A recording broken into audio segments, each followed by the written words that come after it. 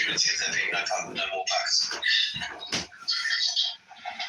I mean, I don't like nuclear war, so I'm for a ceasefire starting.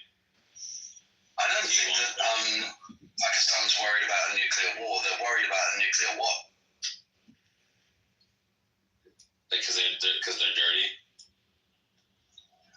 I mean, have you ever seen Pakistani ingenuity? It's basically hit something in a dirty hole until it's a different. It is interesting that they named one of their cities Islamabad. You'd think that they would have named it Islamabad, but they kind of took an L on that. Yeah, I got told off for calling it Islamabang.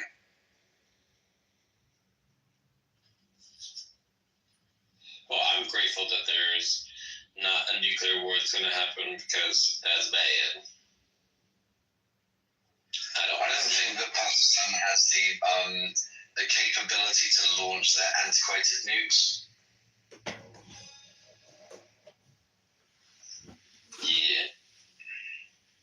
But I'm glad that I don't like to see cities incinerated.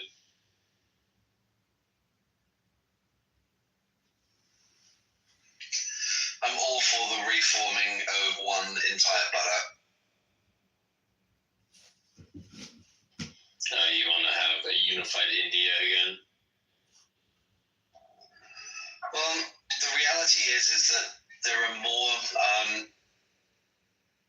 Islamic Indians than there are Islamic Pakistanis. Most of the people that live in India get on, with no issues. It's the extremists that cause the problems. The people that have tried to attack the Ram Mandir, the people that want to, start false elections in other countries under the Khalistani flag. We've got to a point now where we really should recognize that nation states are no longer a thing, and trade is the only thing that has ever stopped human beings from hurting other human beings and taking their stuff. War doesn't achieve that. And this idea of caliphates and nation states, it's antiquated. It has no purpose in the modern world. I don't want Pakistan with India to join because then Hindus will have more competition. Like, I want Hindus to have a place where they can be Hindus and not have to deal with Muslims trying to fight with them. So I think it's good they're separated. But no, there are more Muslims in India than there are in Pakistan. If you added more Pakistanis, it'd be lots of. It's not as though, it wouldn't be a majority Muslim, but it would still be more Muslims. I mean, it would be the worst kind of Muslims. You'd be dealing with extremists. You'd be dealing with poorer Muslims who don't want to integrate but want to have Sharia introduced into places and want to have this infestation of faith as a form of governance. It doesn't work. It hasn't worked since before the printing press.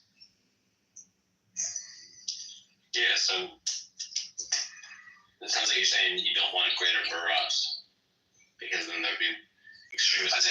We just need to flush away. We just need to wipe away the shitty people. Oh, so you either want them nuked or ethnically cleansed, and that's how you want to solve the problem. Or re-educated. The Uyghurs have been dealt with by the Chinese in a similar fashion. That can happen in Pakistan.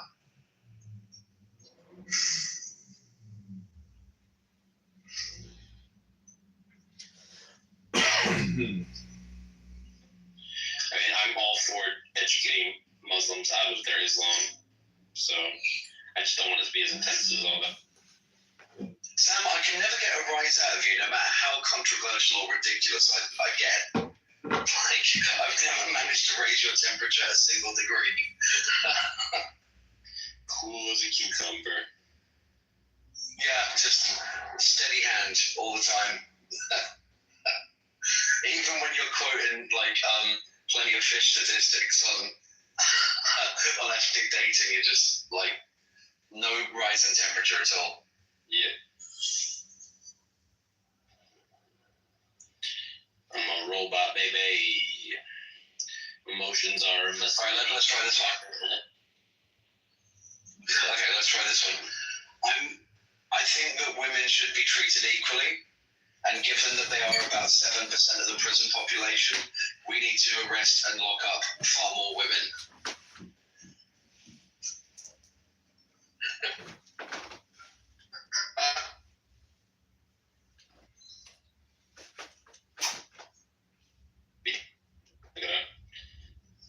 I'm just kidding.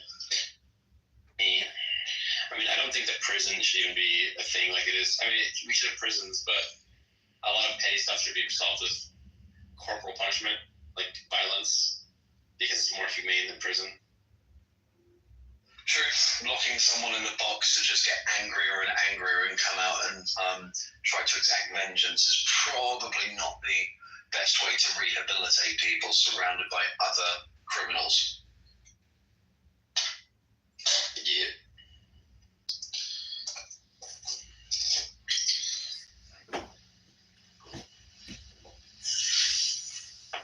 Oh shit, if I can't get a rise, I'll carry on wearing this PTR and just accuse random white people of using hard art in black spaces. That shit's hilarious.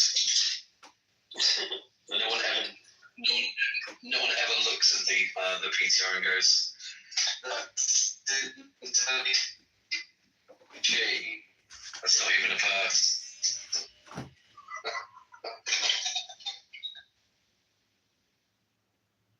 As soon as he's nice to me, I'll be nice to him. I'm on whatever you want. Choose wisely. The fuck. I don't even know what that means. Your mother is but the I'll still hug you.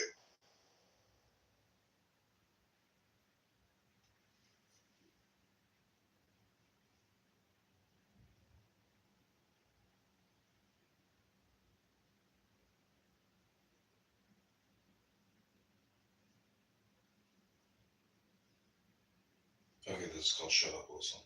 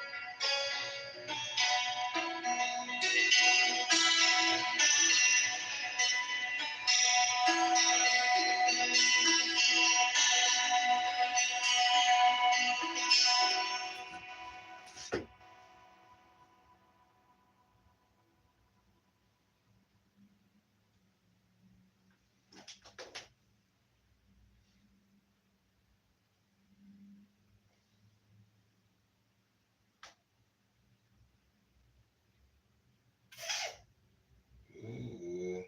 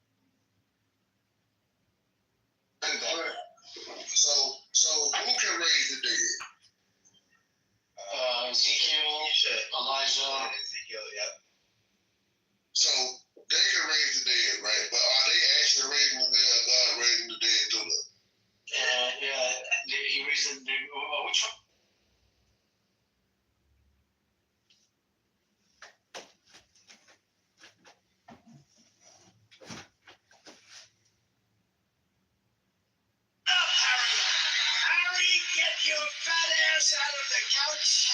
You're gonna vote for Trump today, Harry. Get up, Harry. Come on, let's go. Let's go, Harry.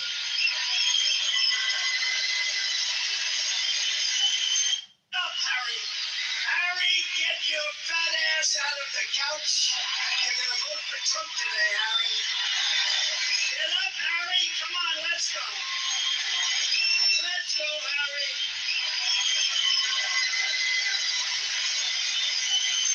Up, Harry. Harry, get your fat ass out of the couch. You're gonna vote for Trump today, Harry. Get up, Harry. Come on, let's go. Well, is it a full moon tonight? It is indeed. Go out and look. Let me take a look.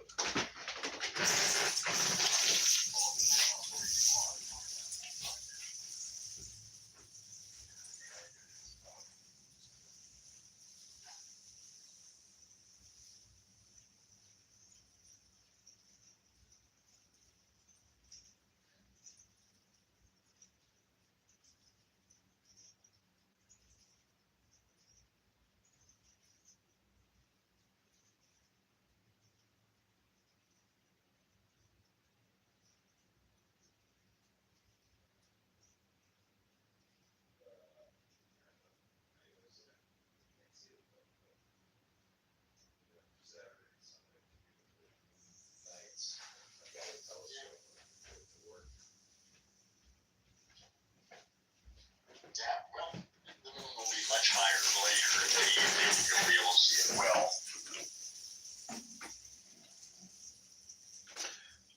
So I have what's called a santoor. Do you know what that is? It's an Iranian musical instrument. No. So it's I've heard the name, but I don't know what it looks like. Is it a stringed instrument or what? yeah, it's got about 100 steel strings stretched across a triangle wooden board.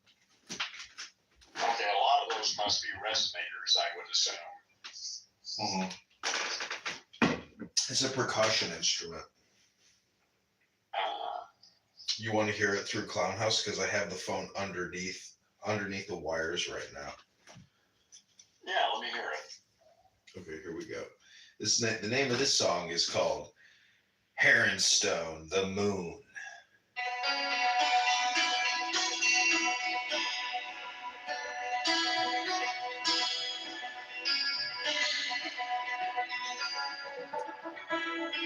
It's like a dulcimer.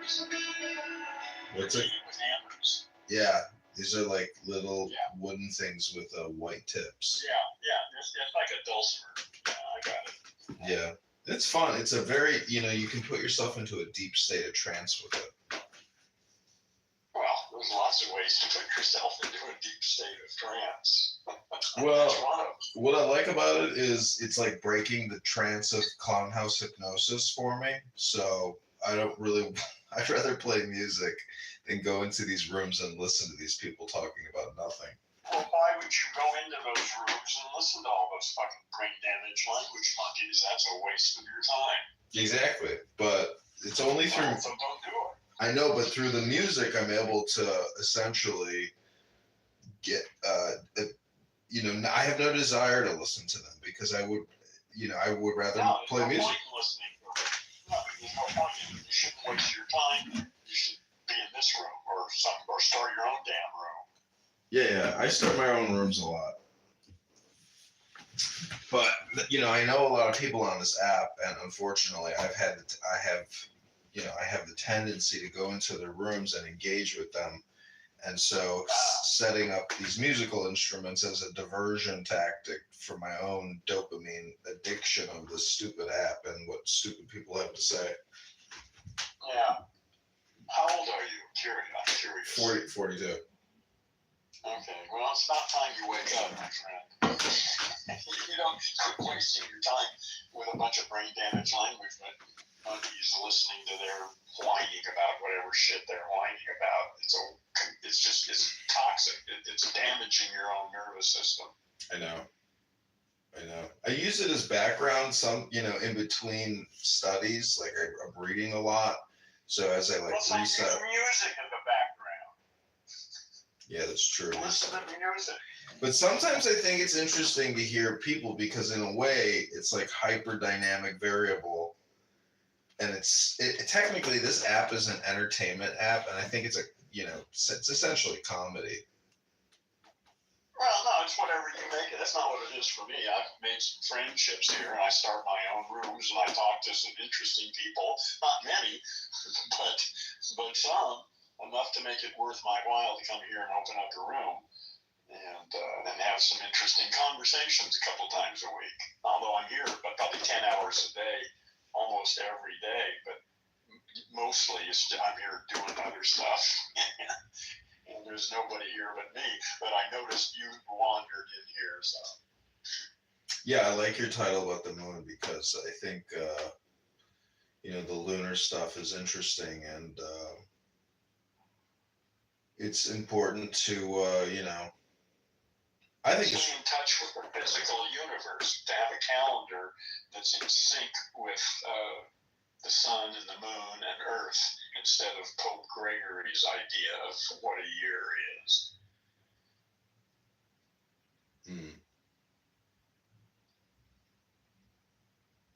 Yeah, I've read it. I think I read that the moon is like the mother, the sun is the father, and the earth is the child. So there's a gender to the moon. It's definitely feminine. Well, some people say that. I don't think. I think that's, well, if you like to think that way, I guess that's okay. Yeah. I think those entities are beyond what we think of sexuality. Yeah. That's not in their game. Well, who knows? But that's a different order of reality. Yeah. I mean, the esoteric, philosophy is gender is an important construct. Yeah. Well,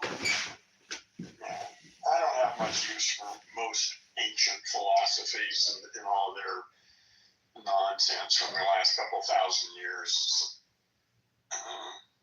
Yeah. I don't know. In terms of the communication game, I think if you know who Manly P. Hall is? Yeah. Yeah, I mean, all that Freemason and esoteric stuff, and they even go into the Atlanteans and all this stuff. It's oh, you know what? The funniest thing I heard somebody say on this app recently is we were talking about Sigmund Freud, and I said that he was a prolific cocaine user, and he was one of the #1 publishers of all time. And this Egyptian guy on this app, he says, that motherfucker, he was a spammer. He was spamming people. It was so funny because it's true. I mean, there's Sigmund Freud put out so much stuff. If you could just do the compression or the extract, you're like, holy crap! I mean, this is a whole life of publishing, and a lot of it is spam. Well, I'm not particularly fond of Freud, so I don't really know that much about him. Maybe I have. But no, I don't think I've ever read any Freud. I've read some stuff about him, but yeah, that was a long time ago. He was ahead of his time, a century ago.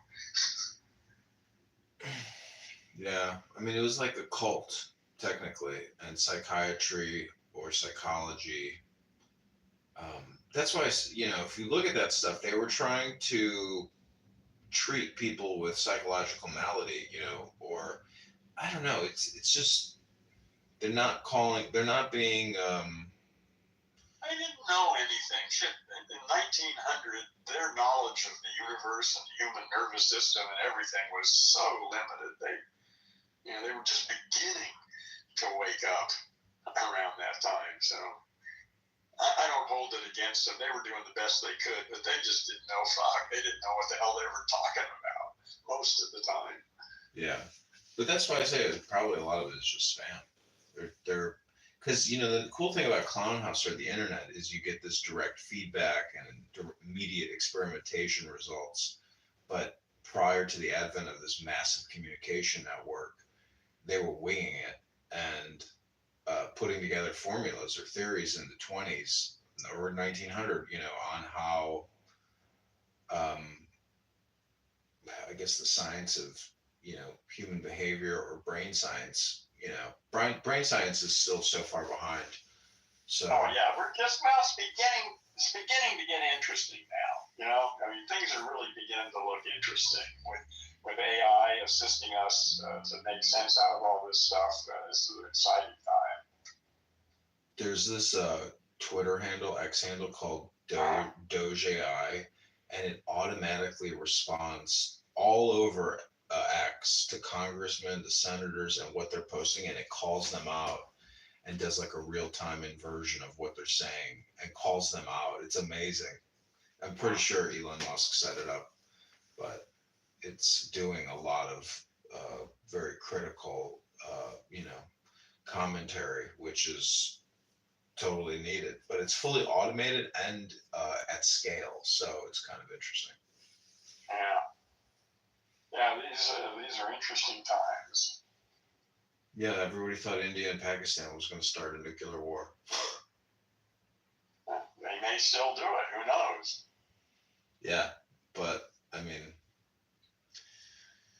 I don't know. So much bluster, hot air, and but anyways, yeah. I mean, it's a new moon, so I'm happy No, to be it's the here. full moon. It's a full moon, but I mean, isn't it in a way kind of saying it's going to be a new moon, or it's well, new? 2 more weeks, it'll be another new moon. Yeah. I mean, if it's a full moon, then that means it's the newest full moon. But Well, it's the current full moon. Yes. Yeah. do you think they landed on the moon and drove a car around it and played golf and then flew back to the Pacific? I have no reason to doubt it. Really? I mean, only reason I think it's possible is because if I just look at it with binoculars, it's right there. You can even see the craters, so you're like, okay, it can't be that far. It seems reasonable. 250,000 miles. It's a ways off. Yeah, 250,000 miles still seems doable in a hypersonic rocket jet. I mean, Well, it is doable. We've been there. So, I mean, that's doubt. I don't think there's any doubt that we've landed there. Whether there were people on it, there's certainly been landers there. Yeah. And I assume that there have been people there too. I have my doubts about people actually going there. Well, I don't know. I mean, how are we the only country that's ever done it? At the same time the Soviet Union couldn't even attempt it. I mean, they're at scale with us. They never even attempted it. So I just view it as like a propaganda event. Well, maybe, I don't know. I mean, look how big movies are, and the whole Stanley Kubrick thing is, that he was involved in producing the films. Yeah, I know. I've heard all those stories. Yeah. I did see somebody make an independent film. I don't know where it was. It was, I don't want to say it's Area 57, but wherever they filmed it, it's the exact same. It looks exactly the same. Like the sand structures, wherever they were in some desert, it's like identical. So, anyways, it's irrelevant, but I don't think it's irrelevant. I think, well, yeah, people have got all sorts. People are flat earthers. People have all sorts of theories about all sorts of shit. Yeah. And I've got my theories. Yeah. I don't know whether anything. Yeah, I don't believe any of my own theories. Even I've got a bunch of ideas, but I certainly don't think I actually know what the fuck is going on. Yeah, I mean, Alan Watts and his evaluation, I think, is very accurate.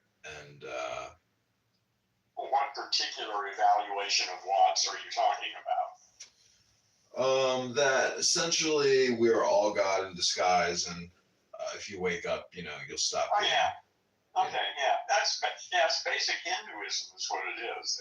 That's pretty much my perspective. Yeah, this is all Bob's dream.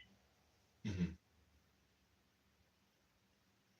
Well, I don't know. I mean, are we fleas on the earth and trees are the pubic hairs of the earth? Are we just Earth is a living organism, as I see it, and we are something like astrocytes in our own brain. Right. We are building Earth's brain. We're part of its nervous system. Mm-hmm. Yeah. But yeah, well, then that's the whole critique about Elon Musk and all. I can't stand hearing people talk about bringing consciousness to other planets. It's so stupid. People are so stupid. They waste everything. Well, there's no frugality. Well, people are a bunch of brain damaged language monkeys. I'm expecting kind of outbreak of enlightenment in the next 10 or 20 years. I don't see any other hope for this planet. The problems on this planet are not ecology or any of that shit. The problem is humans are a bunch of brain damaged language monkeys who are incapable of any kind of rational thought, and that doesn't work anymore. It worked for the last 250 or 300,000 years, but not in this world. We need to wake up. Do you know that guy Maharishi who traveled around with the Beatles?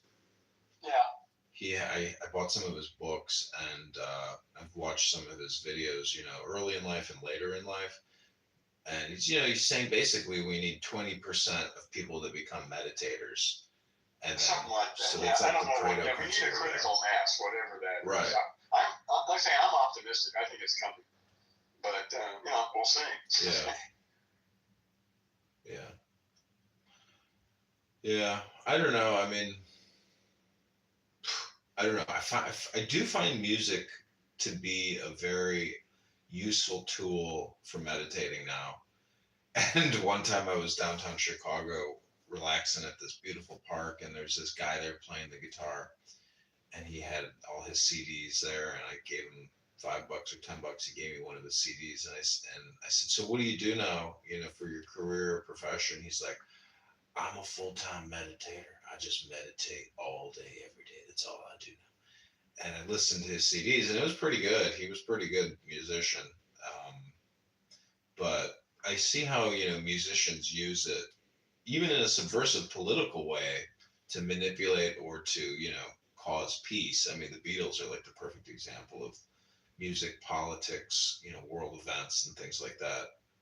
Yeah. So, and then there was Bob Dylan, too. Yeah. I mean, just countless. Like every musician essentially thinks that they're pulling the strings. And, they are, basically. I'm a little leery of the word every, but a lot for sure. Yeah. Well, I mean, because they're creating a network and an audience, and the messaging they put out, like the Dixie Chicks, remember I think they were I don't really pay much attention to popular music anymore, so I mean, I've heard of them, but I don't listen to popular music anymore. Yeah, I'm just saying musicians get involved in politics. Oh, yeah.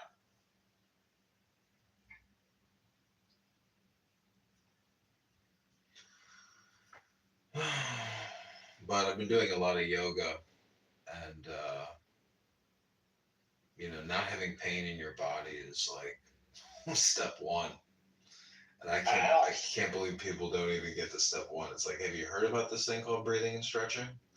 And you don't have to even stand to do it. You can literally just use the gravity of the earth to give you the chiropractic adjustments that you need. And I'm just like, how do people not do this every day? It's just I've been doing yoga for more than 45 years now, maybe 50 years. I've been doing yoga most of my life. A good part of it anyway. Yeah, that's fundamental for me. Yeah. They don't even teach in the Army. They don't even teach it to you because they're more into calisthenics and trying to get people's metabolism and weight loss and more strength. But yoga is just the absolute base. And to keep you flexible, you have to be able to move. That helps. Yeah. Yeah. The hamstrings I found are like the most important part. If you don't pull those hamstrings, your lower back tension is way up. So it's definitely connected.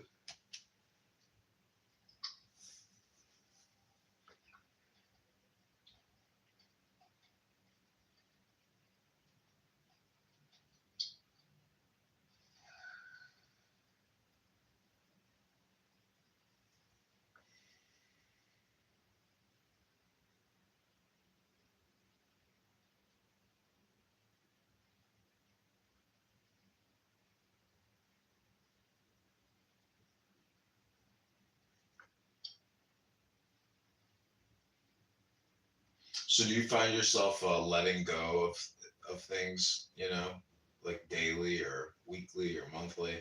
Like how do No, you? I've let go of everything. Yeah, I've had, well, it's a long story, but about 10 years ago or so, I finally accepted the fact that I really don't know what the fuck is going on here. And I've got some stories that I like, but truly, I don't know. And that pissed me off most of my life. But 10 or 15 years ago, I just grew to enjoy the fact that I really don't know. And that I live in a mystery, and it's really invigorating to be living in a mystery. And like I say, I've got some stories that I like, but I don't believe any of them.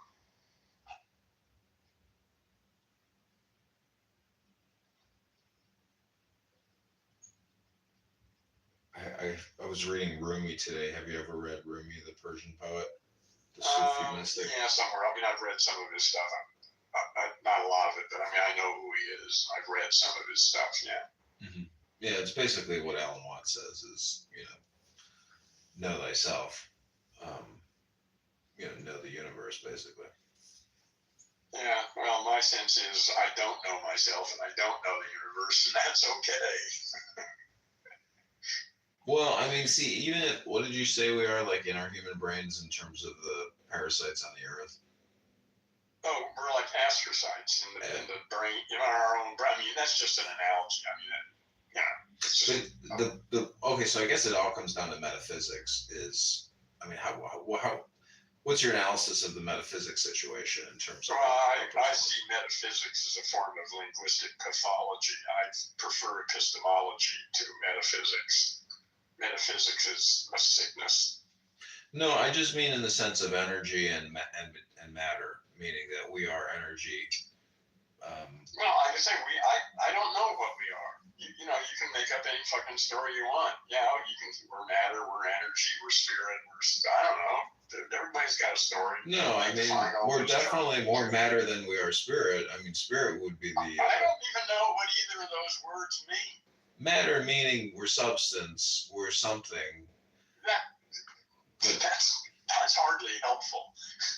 But I mean, I guess is it? Well, you still believe in objective reality. You actually think there's a world out there that's independent of us and our observations and all that, right? You accept that? No, I mean, I guess you would say that the all or the one is that's how you are God, meaning that's that extension of the all or the totality of infinity is you are a part of that. So I'm saying, there is no, like Alan Watts says, there is no differentiation or there is no diversity. It's one giant simulation going in all directions, inside, outside, forever and ever. Yeah, and that's a story in the domain of language, and it's not a bad story. I use it, but I certainly don't believe that is the truth. That's just a story. Again, it's not a bad story. But doesn't it logically make sense? Well, who cares whether it's logical or not? That doesn't have anything to do with anything. My experience sure as hell isn't logical. My stories are logical. Well, how's your experience not logical? Because part of enlightenment is knowing that everything that's ever happened to you. Are you enlightened? I'm just asking a question, meaning that. Okay, but you're throwing out, you're saying enlightenment is this or enlightenment is that. I don't know what the fuck enlightenment is. I've heard a lot of people talk about it. Well, I'm giving you my comprehension. I mean, that's it. Oh, okay. So, that's not what enlightenment is. That's your idea of what that word refers to. Sure. Okay. All right. Well, that's very different than telling me what enlightenment is. Well, what was I even trying to say? Was that I don't know. Well, I don't know. Silence, breathing, being in the now. You're lucky if you have peace because it's just, you can get stuck in the rat race and never escape. Well, people get caught up in their stories. They're totally entranced by the voice in their head and all their stories about this and that and everything else that's going on, and they're totally locked into their stories. Mm-hmm. Yeah, what I really find annoying is people who do project their stories, which is essentially propaganda. If you were to meet them in the flesh, they still wouldn't drop their bullshit propaganda. They would just continue to they would continue to project it as if Because they're entranced by the voice in their head. They're not even thinking. It's just, we are all large language models. That's what's going on. You got a neural net crinkled up inside your skull, and you were trained, well, you're still being trained, but you were trained for the first 5 or 6 years by your parents and the television set. We are large language models, period. so if you I know you're an educator, so how would you, if you had, $100 million or an infinite amount of money and you had 10 students and you had 10 days or even 10 hours to run them through your curriculum, like how do you think you would do it? I'm developing a curriculum right now. I plan to launch a course sometime this year. And the primary intention of the course is to break the identification with the voice in the head. Most people are under the spell of the voice in their head. They think the voice in their head is something I is doing, and they believe everything they hear it say. But in fact, the voice in your head is just being created by your neural net and its training. And I is the observer of that process, not the instigator of that process. So my course is, I expect I'll launch it sometime this year. I hope. How is the observer and the instigator differentiated, though? Well, the voice in your head is not something you are doing. It's something happening to you. You don't have time to sit there and choose what words you're going to use. What I'm saying right now, it just comes out. I'm not picking words or thinking about what I'm going to say. This just happens. And it happens because my neural net has been trained to do it. And I've reprogrammed my own language machine significantly, so it doesn't operate like most people's does. But it's still just a neural net running its scripts. Right. Well, that's like when Alan Watts says, the meaning of life is not an explanation; it's an experience. But I mean, then you can just hit a bell, meaning that when you shut up and you go silent and you meditate, you realize 99.9% of everything we think and say is totally irrelevant. What's going to happen. That's why meditation. Yeah, meditation is a crucial part of the course I'm going to teach. I'm not going to call it meditation. I'll come up with some other name for it. But sitting quietly and observing the voice in your head is a fundamental aspect of the process that I'm going to be using. Right.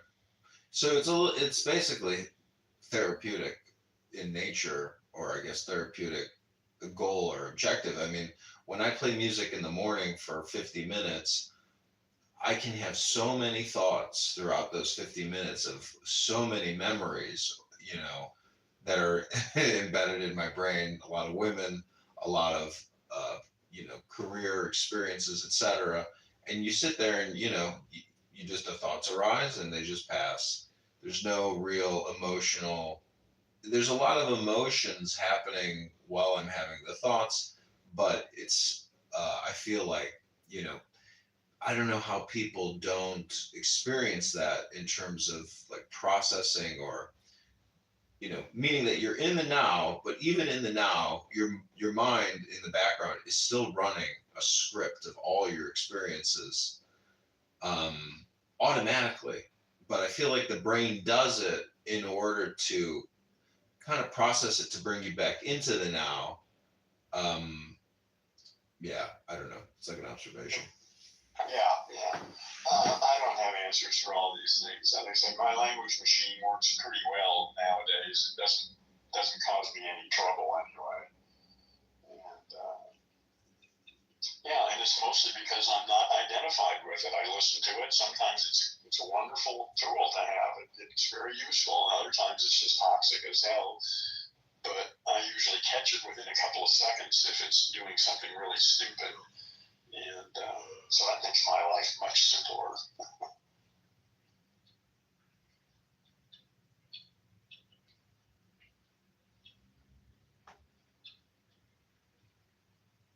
Yeah, I mean, I don't know. Do you think there will ever be a time when a human being is born with some type of super extraordinary power? of maybe like kinetic telepathy, like some type of mutation. Well, there are or people who something. are born now who have amazing, idiot savants, so-called idiot savants, who have amazing abilities. And I don't know what's possible. I suspect it's way beyond anything I could conceive of. Yeah, I don't know. It'd be like a new species. I'm just thinking about that movie Dune, where Paul Atreides, the Mahdi. I don't know. The whole thing deals with liberation. So the liberation theologists. That's the song that never ends. And I don't know. In the book, the New Testament, John is Jah, which is the nature to liberate. So it's kind of interesting how the song that never ends, or what brain damaged language monkeys are doing, is just constantly playing the same liberation record, different tunes, but Well, we've been running the same operating system for the last couple 100,000 years, and it worked. It got us here, but it ain't going to get us any further.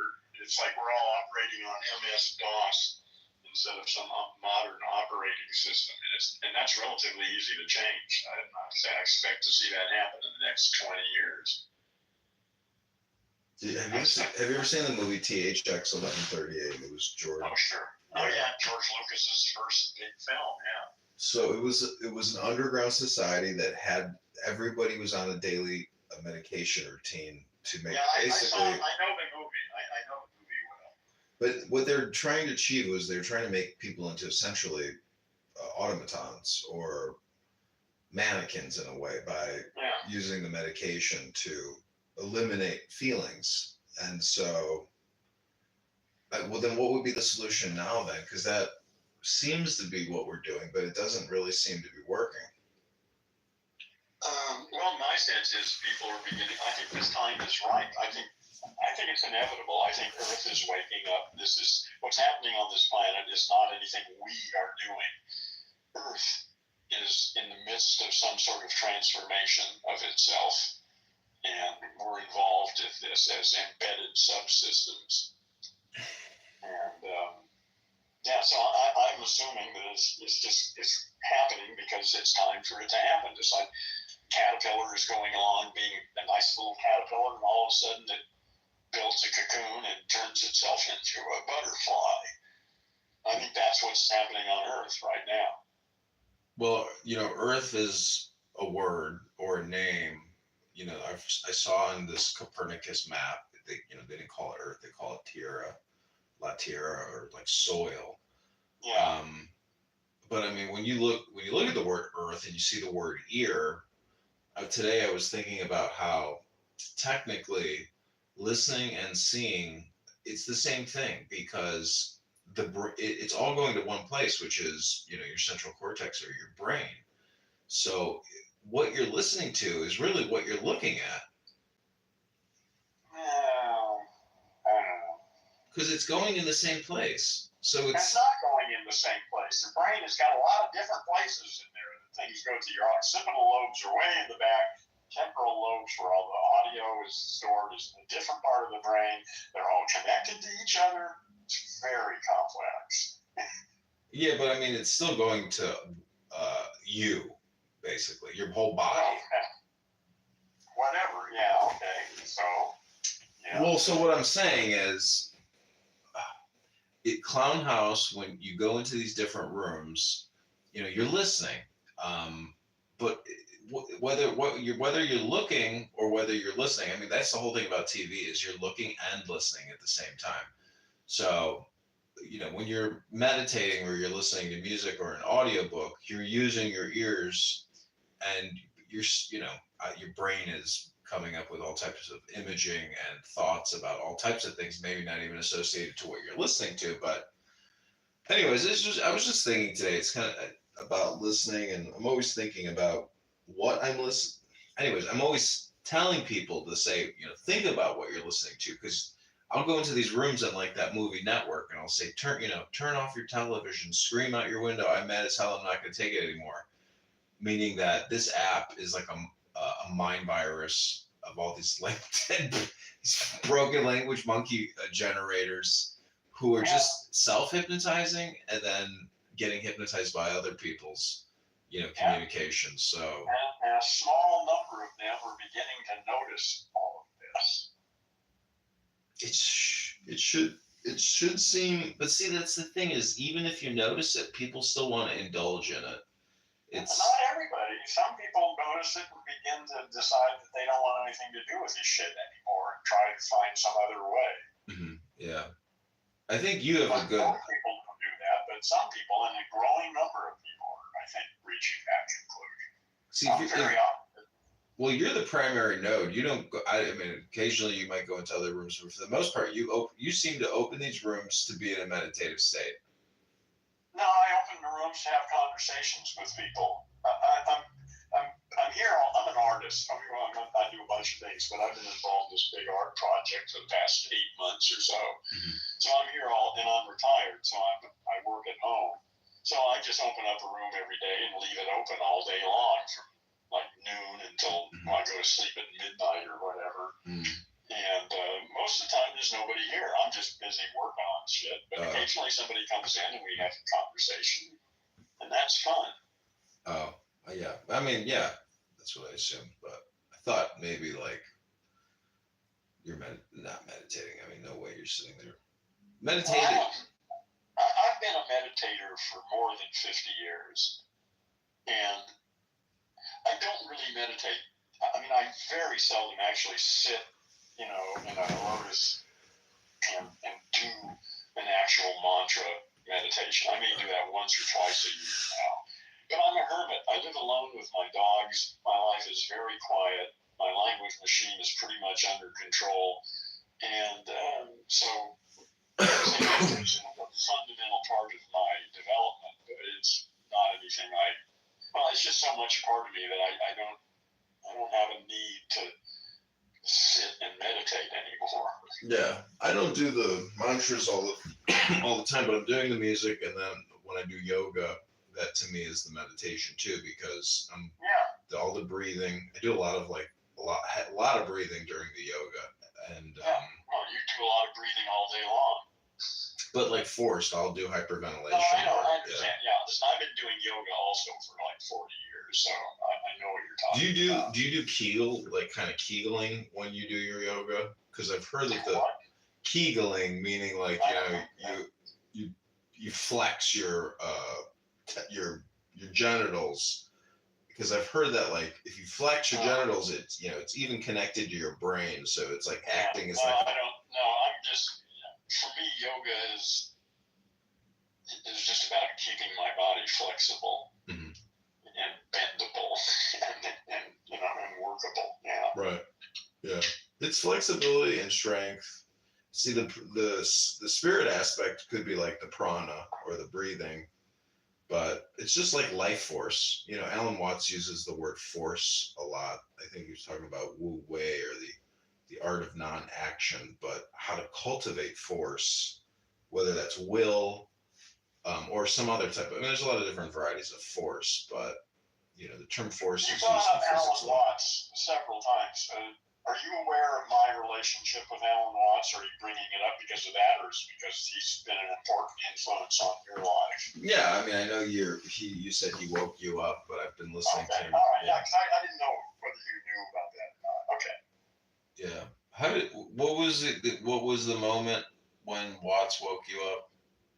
Well, it's kind of a long story, but I ended up, one of his books dropped into my life out of nowhere, and I was not a reader. Anyway, it's a weird set of circumstances that put Alan Watts into my life. And anyway, one of his books came into my life, and for some silly reason, I tried reading it.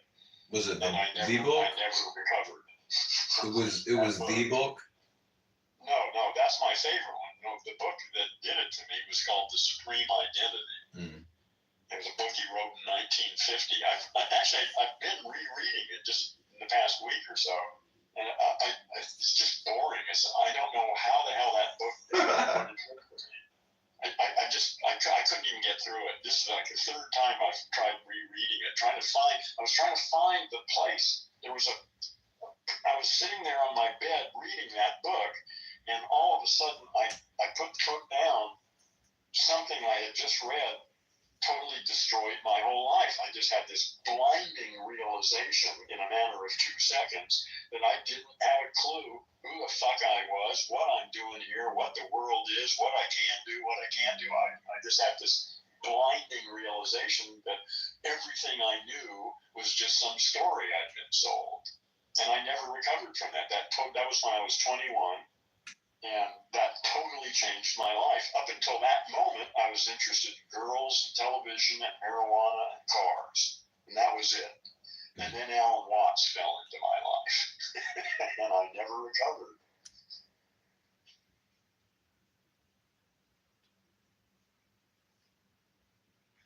Yeah, I think the first Watts book I bought was Wisdom of Insecurity. Yeah. Yeah, my favorites are the book and Psychotherapy East and West. Mm-hmm. Those are the ones I recommend to people. I was reading Confucius, the writings of Confucius the other day, and it's so Taoistic and so powerful that I was just like blown away by, you know, what Confucius is or what the Confucian writings are, because it's so what prescient to today's political problems, and because it's really all about morals, ethics, and virtues. But there's such wisdom there in terms of like personal politic or personal behavior.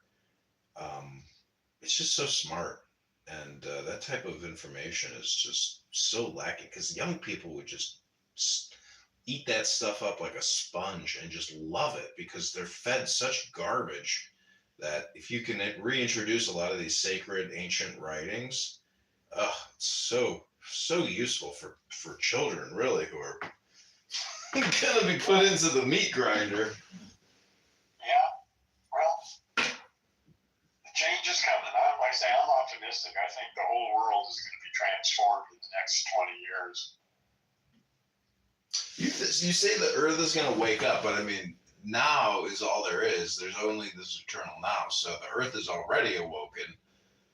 And, you know, I was reading philosophy. They're always saying how tomorrow is the biggest scam. There's no tomorrow. And so it's just this Groundhog Day. Yeah, but but you can go, those stories are all very useful in some domains and useless in others. There is a thing called embryology. Things change. They aren't the same today as they're going to be tomorrow or as they were yesterday. You start with a fertilized ovum, and it goes through a whole series of processes of transformations to become a frog or an elephant or a human or a tree or whatever. Process is there too. It's not all the same all the time. Mm-hmm. An acronym that I found useful was on a treadmill. I noticed it's paddle. Program, enter, time, and level. So those 4 variables seem to be essentially what everybody's kind of doing. People are choosing their program. They're deciding to hit enter to begin. They choose the amount of time that they want. I don't think people are choosing anything. I think people are basically robots until they wake up. They're just large language models running their training scripts, period. Well, I think they have moments when they wake up, but that they don't last long. Well, the information that they're ingesting is the program. So there's whatever they're looking at on their cell phone, 40 hours a week, 100 hours a week. But I'm talking about how they got set up in the first 5 or 6 years. Mm-hmm. Yeah. The scripts that are installed at that point.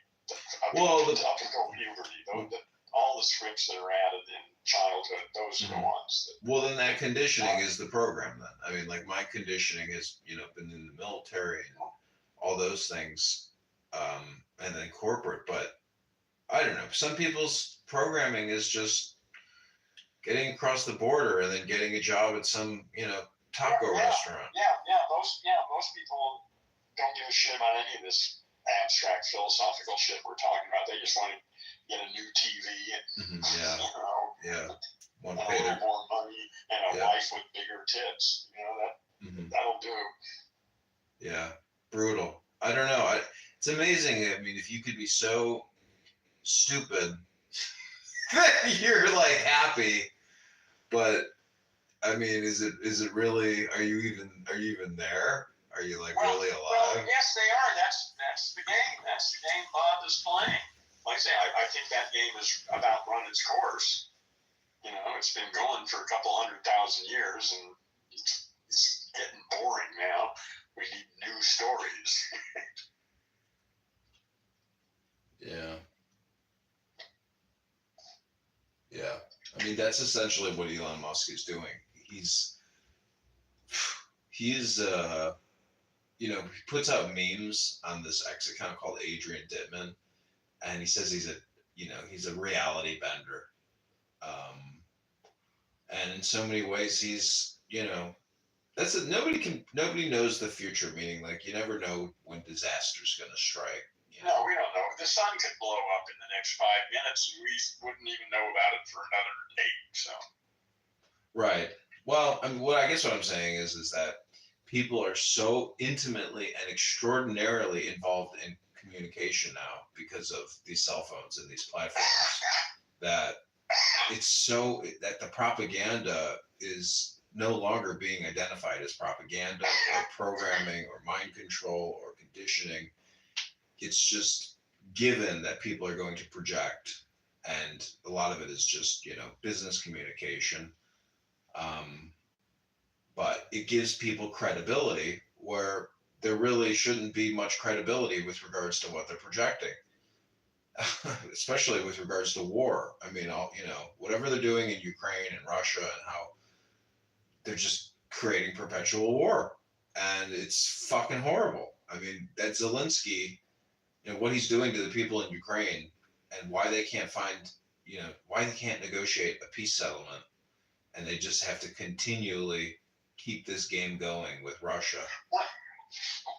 Zelensky is keeping it going, not Russia.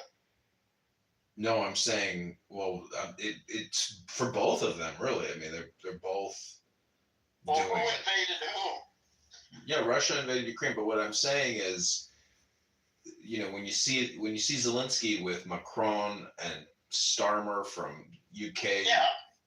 you just realize that it's a chessboard, and all these other people are sticking their beaks into this situation, and they're inflaming it. They're gaslighting it and expanding it and keeping it, perpetually going. And Russia is in the same menage a trois with China and other countries. I just don't concern myself with that level. There's nothing I can do about that. I don't know really what's going on and what motivates Putin or Zelensky or Trump or anybody else for that matter. I'm just focusing on my own work. I know. I mean, the thing is, I really thoroughly believe that if you improve yourself, you improve the world. And so, absolutely. Yeah. Every person who's more awake than they were yesterday, that moves us closer to a better world. Yeah. Yeah. I don't know. You just see these people in high government, in the media, and you're just, once you become a real person, you're just like, damn, there's a lot of fucking horrible pieces of shit in this world that they're really chaos agents, and they're joking and hugging, and it's like, when do these people go away? Where are the real people?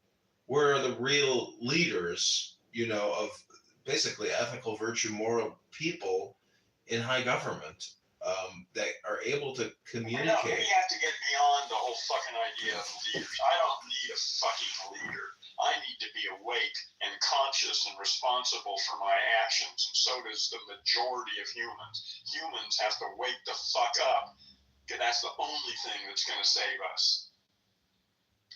It's time for humans to wake the fuck up and become responsible, thinking, conscious entities instead of a bunch of brain-damaged language monkeys.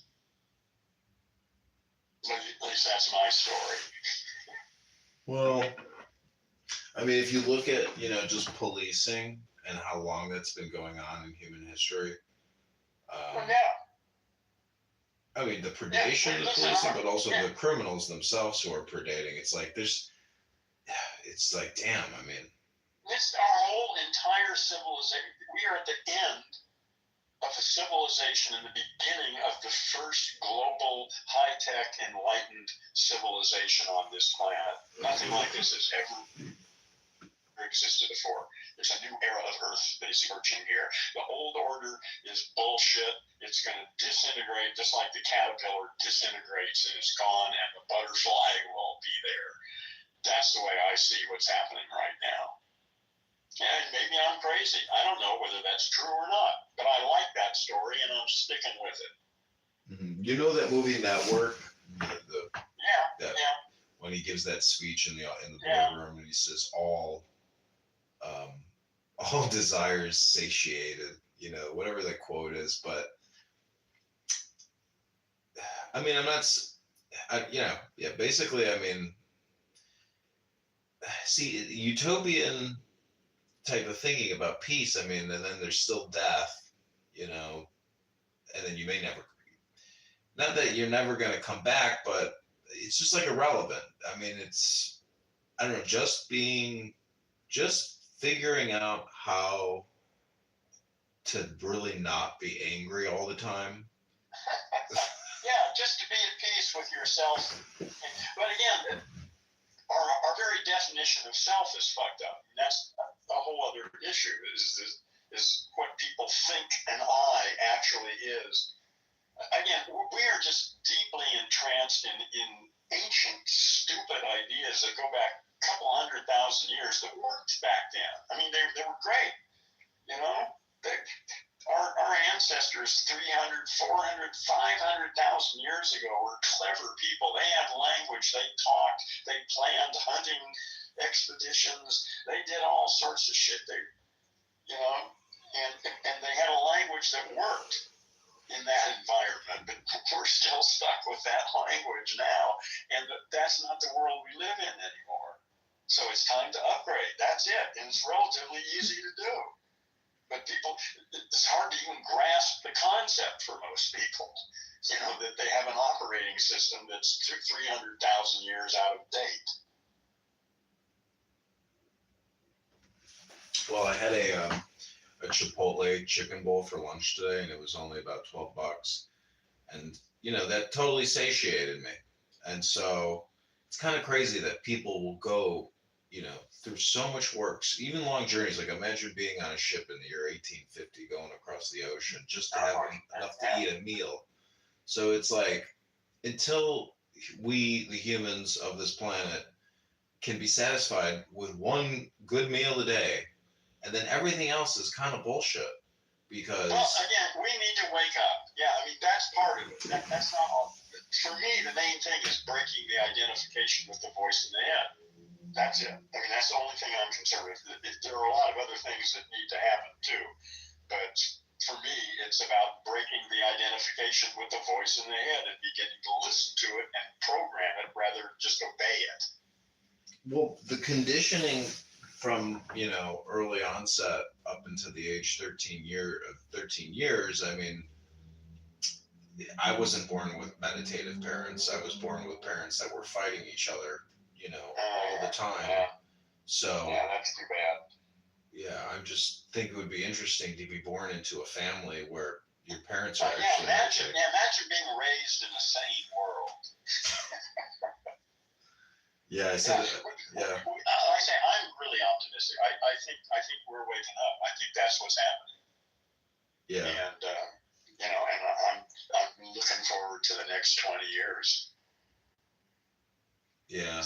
The only issue is how bad is it going to have to get before a sufficient number of people wake up. Right now, things aren't bad enough to force people to reevaluate.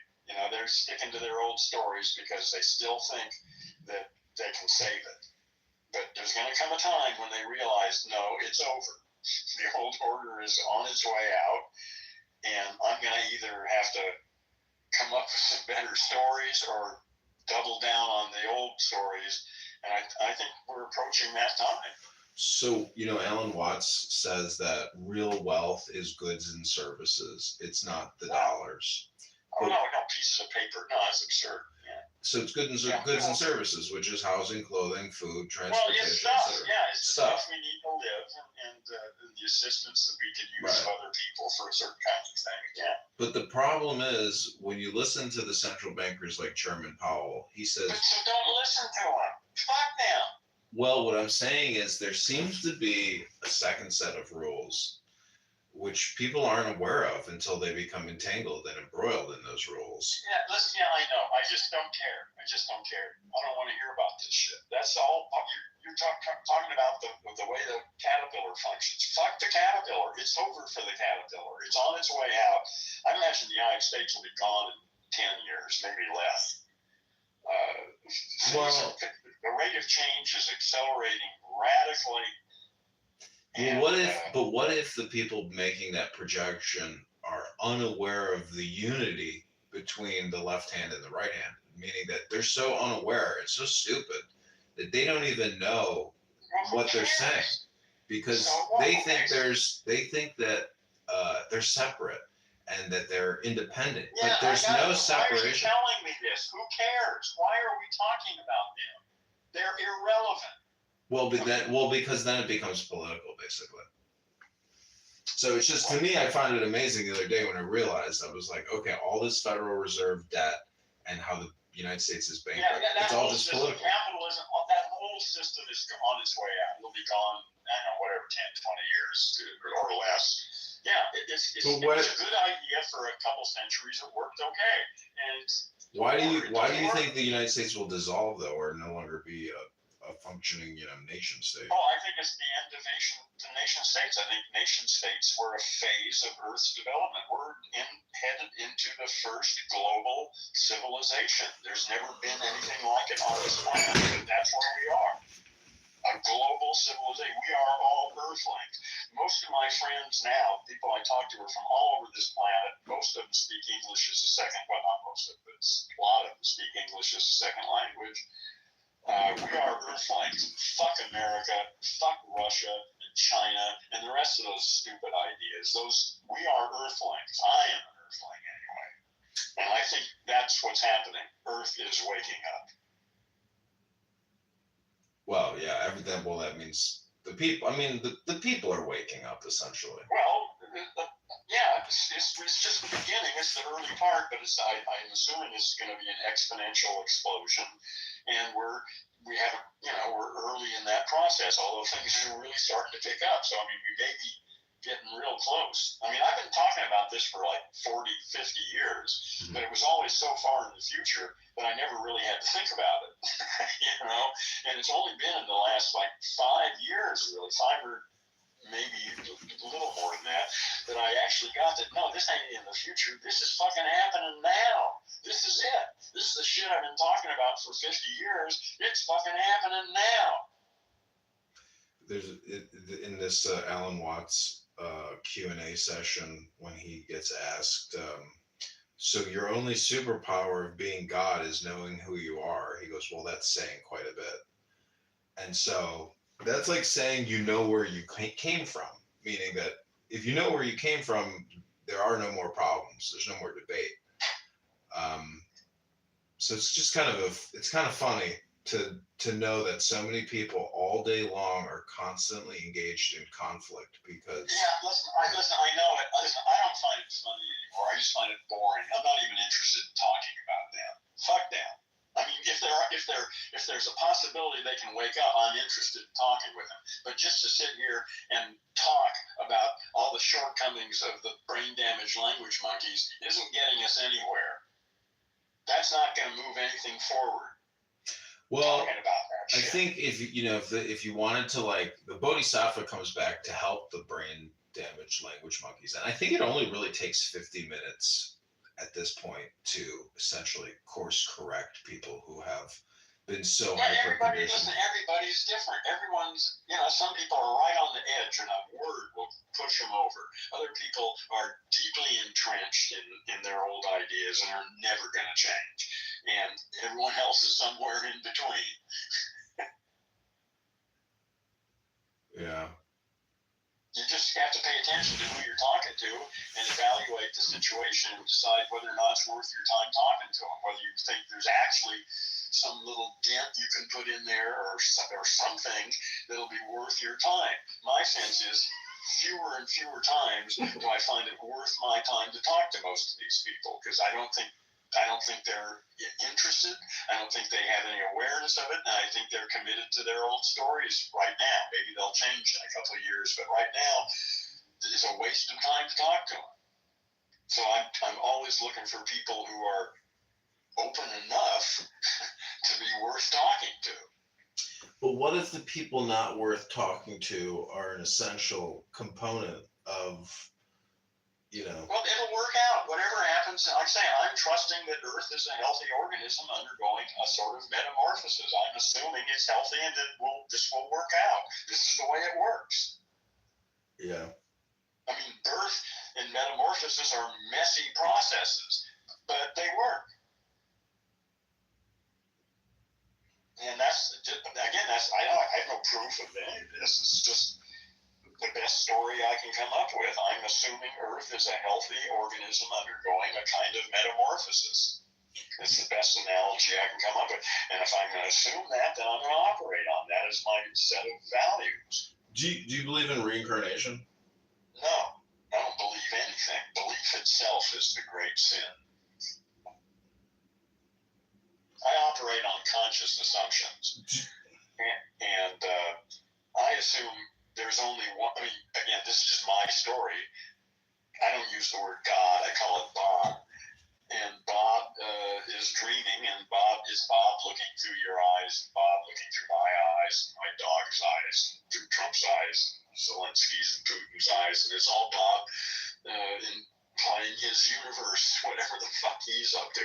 But I have no idea about that. Well, that's like saying that Bob is essentially Windows software, I mean, it's the primary operating system then of all conscious. Well, that's one way to talk about it. Yeah. Well, I think when I said it, I don't think there's any other way to say it. What I said is the words I use, and if you want to change the words, then you're going to say something different, which is fine. I don't care. But I chose the words I chose because I think those are the best way to formulate this idea. Yeah. But I mean, again, but that doesn't mean that my idea is the one right idea. It's just the best idea I can come up with. But doesn't that still mean, though, that Bob is internally conflicted with Bob? I don't have any idea. I don't speak about Bob. That's ridiculous. How the fuck would I know anything about what Bob? Well, I mean, meaning that, like, why can't Bob get his act together and essentially? Well, who says that Bob's act isn't together? Is there something wrong with a caterpillar? Well, I guess the goal is always this deceptive, delusional, utopian ideal. No, the goal. That's not always the goal. That's just a way of thinking about it right now. It's kind of a useful way of thinking about it right now. That's all that is. It's just a couple of sentences in English.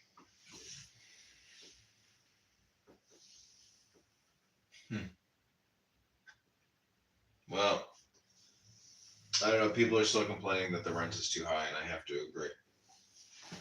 Well, people are complaining about everything. Fuck them. Yeah, everything is one. We're living in a disintegrating civilization. It's about to pass away, and a new civilization is emerging. It's a messy fucking process. It's probably going to get a lot more painful before it starts to get better. But again, I'm assuming this is going to happen at an increasing rate. So my sense is we should be sort of spiritually and intellectually through this process within 20 years. There's still a lot of work to be done, a lot of cleanup that we're going to have to do. But I think we can get through it spiritually within 20 years, maybe. At least that's my bet right now. Okay, the final two questions I have for you are, do you appreciate your childhood in America? Like, was it a good time as a kid? In terms of prosperity, I was weird. We were middle class. We had a house in the suburbs, but I was weird. I'm on the spectrum. I'm high high functioning, but I'm definitely on the autism spectrum. So I had difficulties with people, But back then, because this was in the 1950s, there wasn't any concept. I was just sort of a weird kid. I mean, it wasn't a psychological thing. It was just I was sort of weird. So yeah, but I really kind of resent my childhood because it was so fucking middle class and boring, and that I didn't wake up until I was, honest to God, I was just a fucking language robot until I bumped into Alan Watts when I was 21. Up until that point, I didn't even exist. Mm-hmm. Wow. So there was nothing terrible in my childhood. My parents treated me well and gave me everything I needed. It was just a typical sort of middle class American upbringing in the 1950s. Okay, then this was the second question is, I guess, what are your, does economics or financial policy or dollars and debt, like how does that play into like global awakening or into... Yeah. Well, it's nice to have enough resources to have a roof over your head, transportation, and food, and information. That's all important shit, really. That's fundamental. If you don't have enough resources to maintain yourself, then that's a serious problem. And that's part of what's going on. That's going to have to change. So what was the question? I guess, do you find yourself to be a libertarian, if I were to condense it? No, I'm not a libertarian. I'm not anything. I got a bunch of ideas that I've picked here and there, and I don't subscribe to any particular. Right. And I'm not much concerned with finances and all that shit. I assume capitalism is collapsing and will be gone within a couple decades, and that the whole idea is just nonsense. It worked. I think it worked good for a couple centuries, but this is a new world. So, I'm retired, so, and I live off Social Security, and I've got some Apple stock, because I can't really live off Social Security, but I've got, anyway, I'm good for a few years. I could live probably for another 20 years. I mean, as long as when the United States goes, well, then there goes my Social Security, so I don't know what'll happen then. That'll be interesting. But I don't have much money, but I've got plenty to live comfortably. I've got a roof over my head. I've got a car. I've got some dogs. I eat well.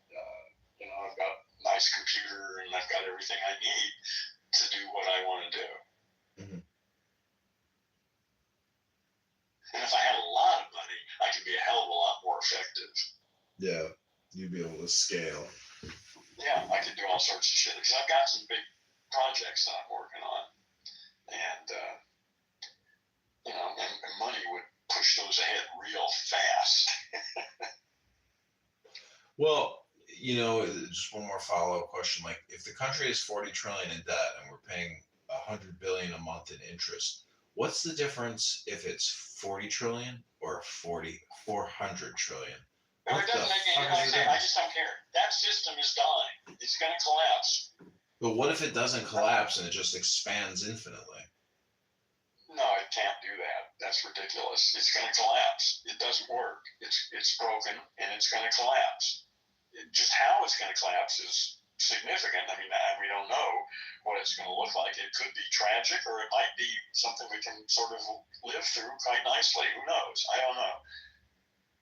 But I mean, if past performance is any indicator of future success, the only inevitable outcome is World War There's III. nothing in the past that's going to predict anything that's happening now. There's nothing in the caterpillar that predicts the butterfly. Mm-hmm. Yeah. And then, I agree. I think that's like the biggest cliche. We don't know. It's probably We don't cliche. know what's going on here. The best we can do is pay attention and come up with some good stories and test them and see if we can figure it out. I don't know what else can we do. Nothing. I mean, all you can do is join the dance and let the dancers, let the partners show themselves. Well, for me, the only thing I'm concerned with is getting people out of their language machine and out of this. I want to wake them from the spell of their language machine. Mm-hmm. That's the, as I see it, the most important thing that I can do, mm-hmm. that anybody can do, really. And you can solve the climate crisis. You can solve all sorts of crises. And if you've got a planet full of brain-damaged language monkeys, they're just going to make a mess out of it anyway. So fuck that. That's not. We need to clean up the humans. They're the problem. Mm-hmm. Will governments be doing this cleanup, or will the Earth be doing this cleanup? No, the whole concept of government. We're going to have to rethink all of that shit. Yeah.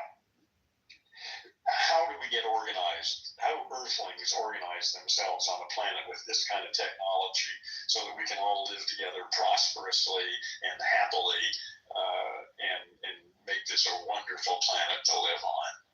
See, the platform's silo, though. So it theoretically, all of these networks, Meta, Google, etc., should be liberating the people. But in fact, they're acting like prisons and they're siloing. So there's no real organizational effort on behalf of the ants, we the people, to essentially try to liberate ourselves from, But there are individuals who are waking up, and they are in all walks of life, here and there, poor people, rich people. Well, if you talk to a woke politician who is enlightened, whatever that is.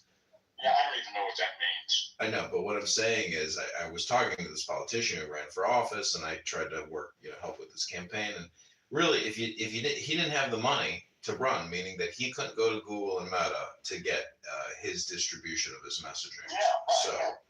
So the biggest inhibitor to liberation is the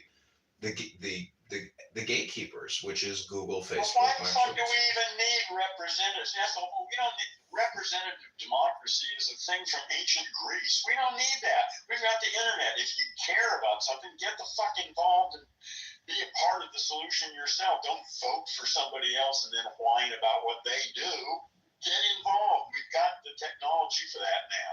We won't need to work anymore, so we'll have plenty of time. Yeah. And we can do any fucking thing we want to. We can get involved with any issue we want to that's important to us, and we can do it ourselves. Fuck politicians and representatives. I don't need a representative.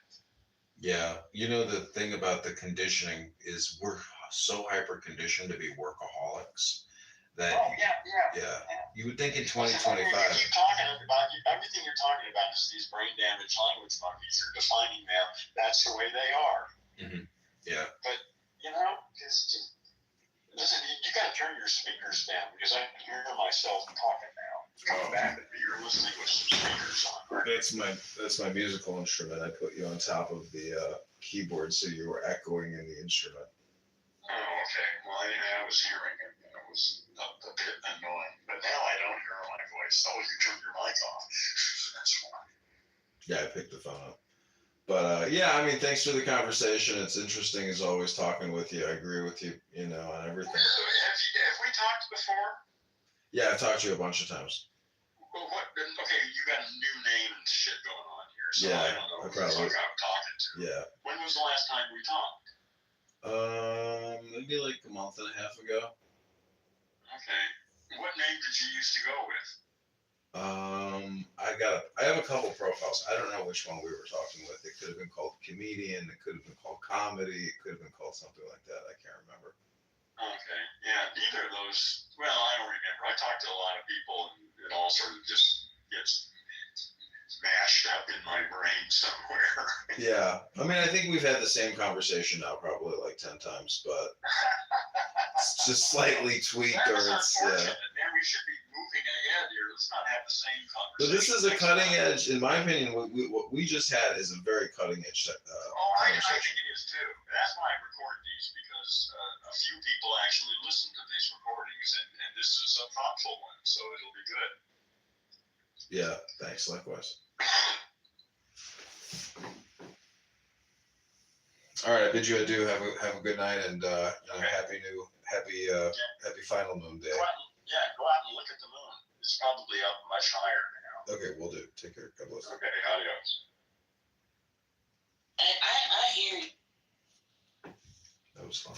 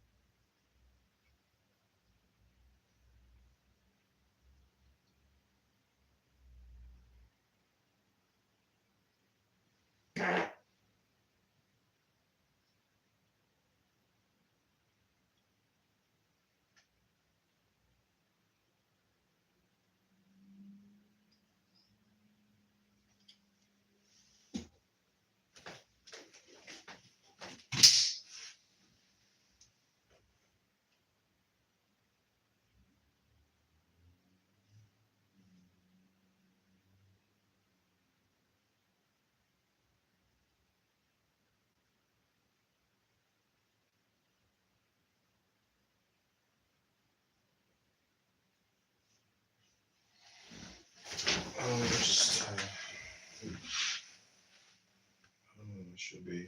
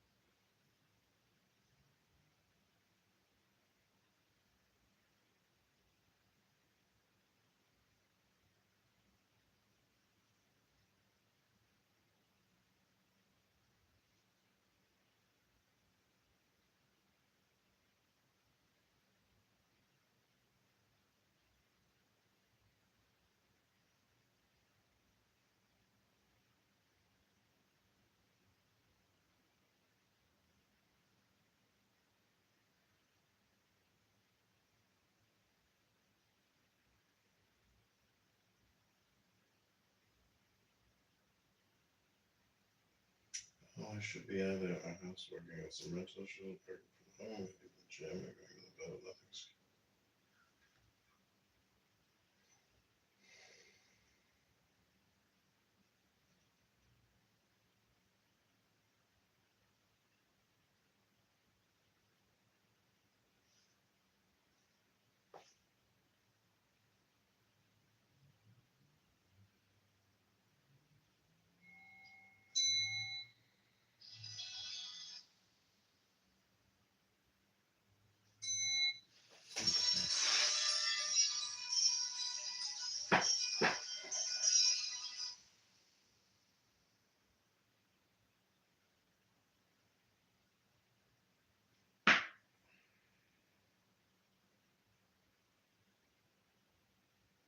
Oh, it would be my priority.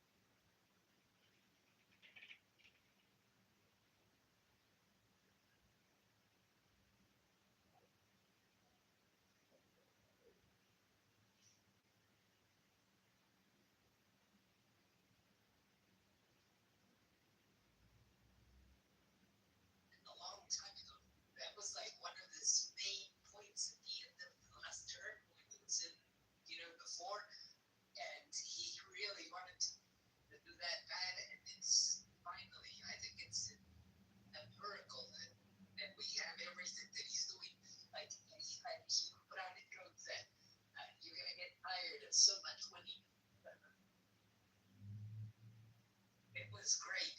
And the market and it's not the medicines aren't going to get expensive around the world either. It's just the companies are going to absorb it because they're be making tons of money.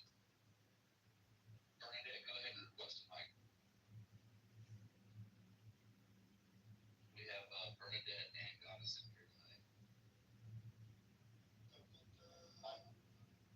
In my town, we have a major pharmaceutical maker, and they donated like $500,000 to the city, and they put up huge money all over town fixing things like our schools or whatever. There's some good and bad, but a lot of taxes come from this drug manufacturer. It's not as Yeah. So, look, man, they can make their money. Charge Europe too much. Charge China too much. Charge Russia too much. Charge anybody else too much. But don't do it to the homies. Don't do it to your neighbors and your friends, man. There's plenty of ways to make money in this world. You don't have to, you don't have to kill your neighbors and your friends to make $1. Like Americans have the best price. The best price. That's right. We're worst Americans. thing about it is that they keep all their toxic stuff in the basement there, so like that particular plant can never be shut down. Otherwise, it costs a ridiculous amount of money for them to move it.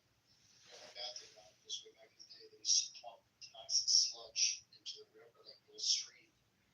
Oh, I should be either at my house working on someone's while she's working from home in the gym and talking about it. Last one left. I think scheduled to drive car to get in. You know what? Yeah, Goddess is here, man. I'm trying to look for her. I'm like,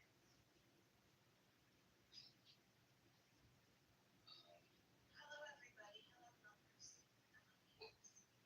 Hello, homies. I got this. I love how you said hello to yourself.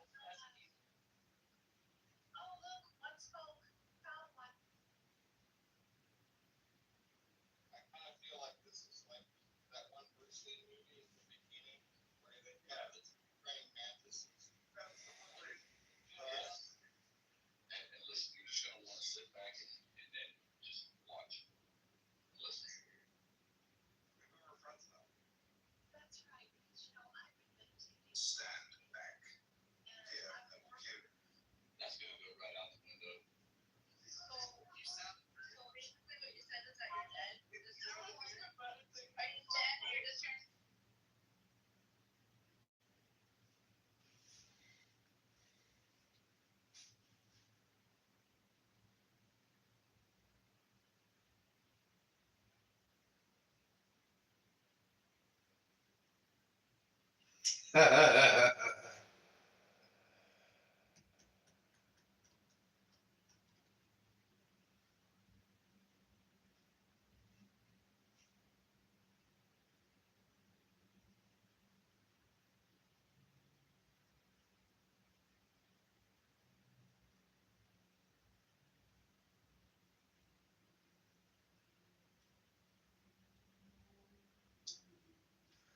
Oh, I should be on there at my house. While working on someone until she was working at home in the gym, but nothing scheduled. You would be in that problem.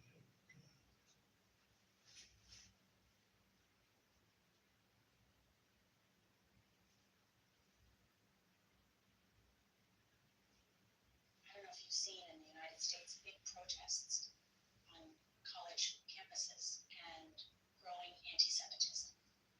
What would you say about how to change that? All ideology is bad. And anti-Semitism is an ideology, and it is bad. Any anti is always bad. You can criticize one government or another. The government of Israel, the Palestinian government. You can criticize all you want, but not anti-people. Neither anti-Palestinian nor anti-Semitic. I know you call for peace. You have called for a ceasefire.